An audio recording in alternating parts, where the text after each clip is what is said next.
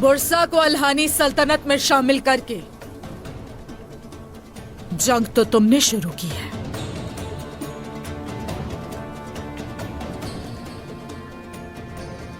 दो छोटे परिंदे हाँ,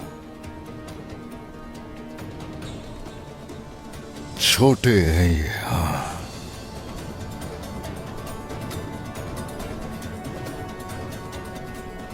अबाबीलों की कहानी मत भूलना।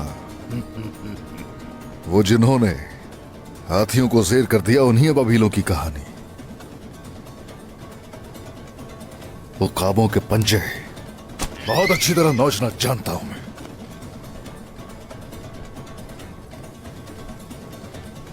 अगर जंग चाहते हो तो करो सामना।